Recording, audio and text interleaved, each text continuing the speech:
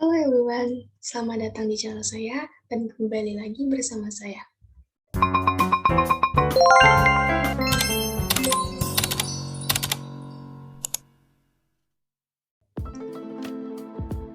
Pada pertemuan kita kali ini, kita akan membahas mengenai psikologi pembelajaran khususnya pada matematika. Namun sebelum kita membahas lebih dalam lagi, izinkan saya untuk memperkenalkan diri saya. Nama saya Riza Dulfiana, biasa dipanggil Riza, dengan NIM 2101105042 dari kelas 2C Psikologi Pembelajaran Matematika, jurusan Pendidikan Matematika, Universitas Muhammadiyah Profesor Dr. Hamka. Nah, tujuan pembuatan video ini adalah untuk memenuhi tugas ujian akhir semester atau UAS dalam mata kuliah Psikologi Pembelajaran Matematika yang diampu oleh Ibu Esti Ambar Nugraheni, MPD.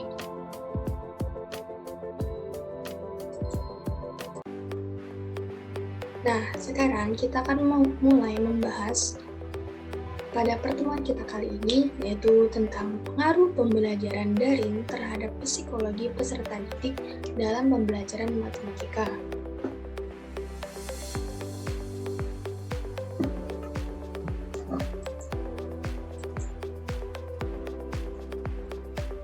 Sebelum kita membahas lebih dalam, alangkah baiknya kita mengulas kembali apa itu COVID-19 yang sempat terjadi pada tahun kemarin. Nah, di awal tahun 2020, itu banyak bencana yang terjadi di dunia.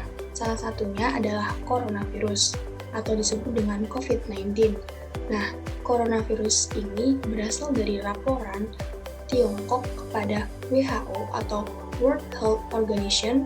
Terdapat 44 pneumonia berat di kota Wuhan, khususnya di provinsi Hubei atau Tiongkok pada akhir Desember 2019.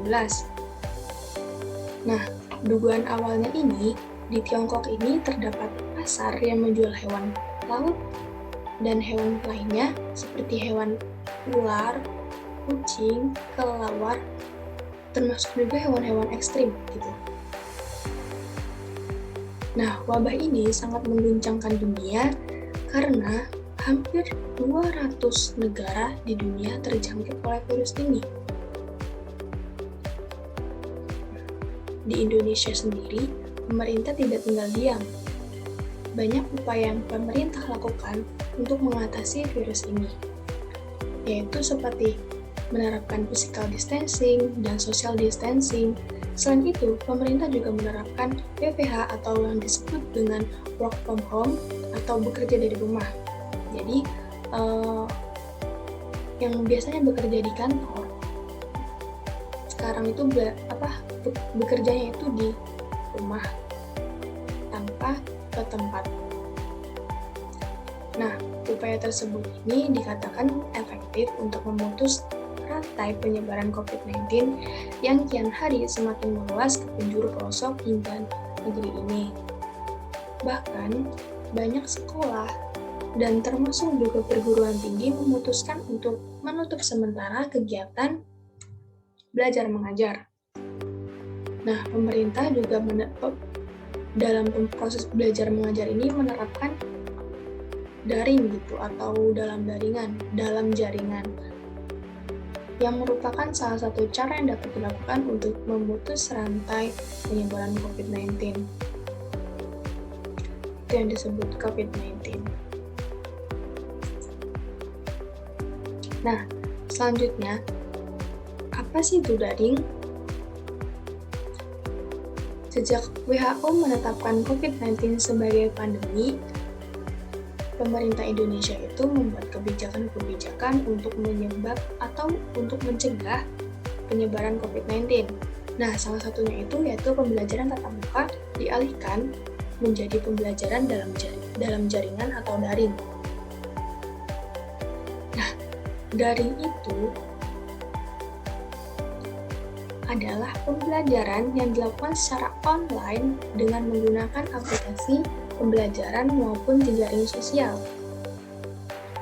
Belajar daring adalah metode belajar yang menggunakan model interaktif berbasis internet atau LMS seperti Zoom, Google Meet, dan lain-lain.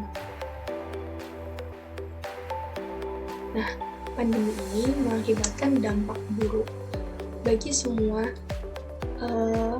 semuanya, seperti ekonomi juga terdampak karena banyak para pekerja-pekerja yang di PHK. Selain itu juga dalam dunia pendidikan juga mengalami dampaknya, seperti yang kita akan bahas saat ini, yaitu mengalami daring. Nah, di sini guru dituntut tetap dapat melaksanakan kewajibannya dalam menyampaikan materi pembelajaran kepada siswa. Gimana tuh? Pakai otak banget kan? Yang awalnya ketemu langsung, sekarang guru memikirkan gimana caranya untuk dapat tetap melaksanakan proses belajar mengajar, tapi beda tempat. Anaknya di mana, gurunya di mana. Melalui Menteri Pendidikan dan Kebudayaan atau Mendikbud membuat suatu kebijakan yang terkait sebagai tantangan pendidikan di Indonesia di masa pandemi COVID-19 saat ini. Kebijakan tersebut dituangkan ke dalam Mendikbud RI nomor 3 tahun 2020 tentang pencegahan COVID-19. Pembelajaran dengan metode daring diharapkan agar pendidikan tetap hadir pada peserta didik. Nah, pada daring kali ini, kompetensi guru mempunyai pengaruh yang sangat besar terhadap perkembangan siswanya loh. Namun, guru dan siswa merupakan bagian terpenting dalam pelaksanaan proses pengajaran tersebut. Selanjutnya, kenapa sih harus daring? Kenapa nggak luring? Emang ada kelebihannya? Nah, selanjutnya kita akan bahas di sini. Kenapa harus daring? Dalam proses pengajaran yang tradisional yang sebelumnya, yaitu tatap muka atau luar jaringan, di masa pandemi dirasa sangat membahayakan. Sehingga di era Industri 4.0 teknologi memegang peran utama dalam penggunaannya. Selanjutnya, ada juga kelebihannya dalam menggunakan daring ini, yaitu 1. Pembelajaran melatih kemandirian para peserta didik dalam pembelajarannya. Kenapa dikatakan mandiri? Soalnya, kan antara peserta didik dan guru itu kan saling berjauhan. Jadi, para peserta didik itu ada kemauan, sehingga itu melatih kemandirian. Terus yang kedua, waktu dan tempat cenderung fleksibel, bisa di mana aja dan kapan aja, tergantung keputusan antara peserta didik dan para pendidik. Yang ketiga itu tidak terbatas dalam artian dalam perkembangan pengetahuan dan pembelajaran. Yang kedua, kekurangannya. Kekurangannya yaitu muncul perilaku frustasi atau kecemasan dan kebingungan. Yang kedua, membuat beberapa orang merasa tidak nyaman. Yang ketiga, boros dalam penggunaan internet. Karena dalam proses belajar mengajar daring ini kan membutuhkan data internet, dan itu sangat boros. Terus yang keempat atau yang terakhir yaitu kesusahan sinyal di suatu tempat tertentu. Tapi seharusnya itu tidak ada perbedaan yang signifikan antara pembelajaran konvensional maupun pelajaran daring. Dua-duanya sama-sama memiliki kelebihan masing-masing, kekurangan masing-masing, dan dua-duanya juga memiliki keefektifan masing-masing. Tergantung cara guru itu menyampaikan pembelajarannya. Lalu selanjutnya kita akan membahas mengenai peran pendidik atau guru. Dalam keadaan pandemi sekarang ini, guru itu harus membuat suatu inovasi dan kreativitas pembelajaran agar prestasi belajar siswa tidak turun. Nah, adanya integrasi dalam pelaksanaan pembelajaran dinilai penting agar seseorang guru dapat memanfaatkan teknologi digital secara tepat guna. Ada beberapa cara yang harus dimiliki guru, di antaranya guru mempunyai dan menguasai teknologi digital serta pemanfaatannya. Guru harus mampu mengkoordinir siswa supaya paham terkait teknologi, Guru harus mampu memikirkan dengan tepat penyimpangan dan dapat memberikan solusi penanganan yang akan terjadi sehingga teknologi digital memberikan sumbangsi dalam mencapai tujuan pembelajaran.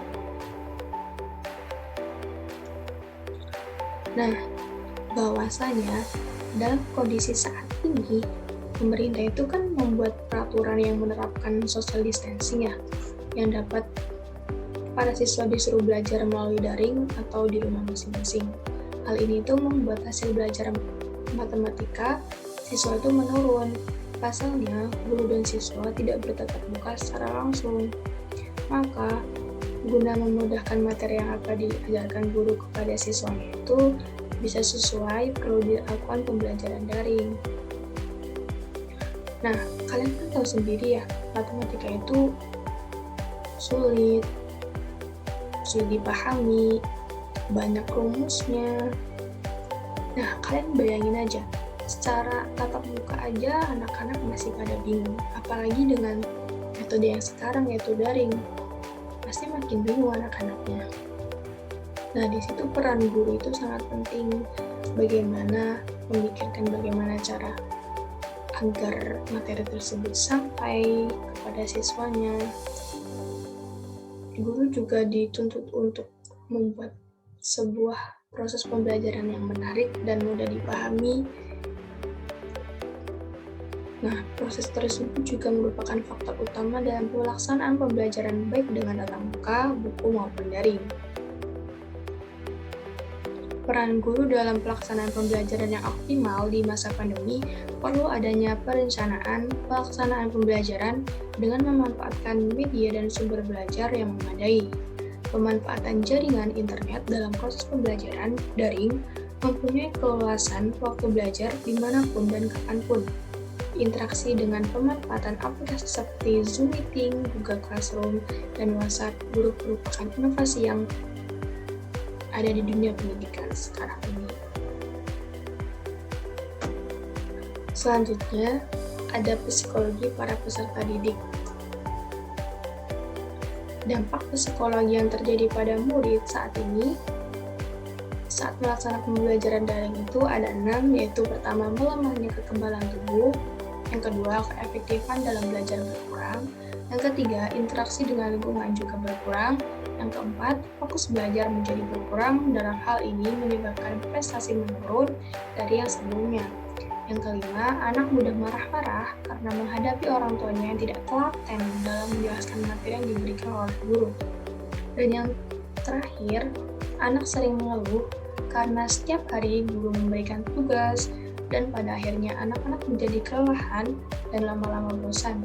Hal itu menyebabkan sebagian anak tidak mau mengerjakan tugasnya.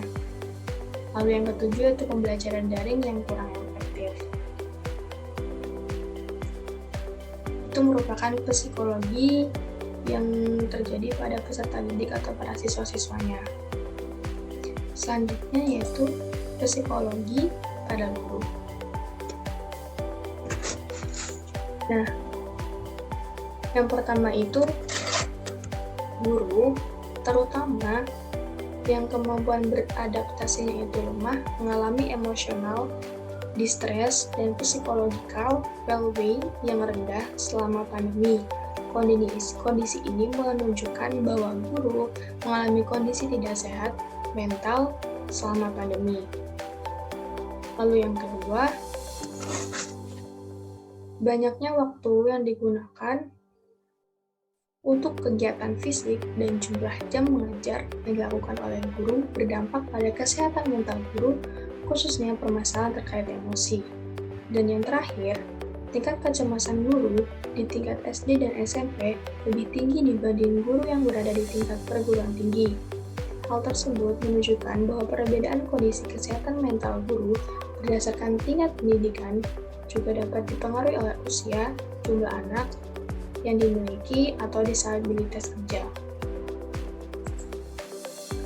Nah, gejala psikologisnya itu yang pertama ada stres, kedua cemas, dan yang terakhir itu depresi. Berikut referensi yang saya ambil. kurang.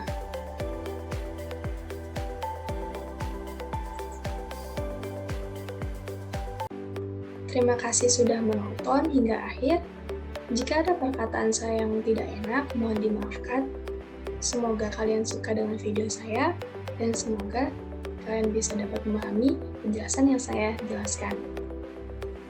Terima kasih sudah menonton. Wassalamualaikum warahmatullahi wabarakatuh.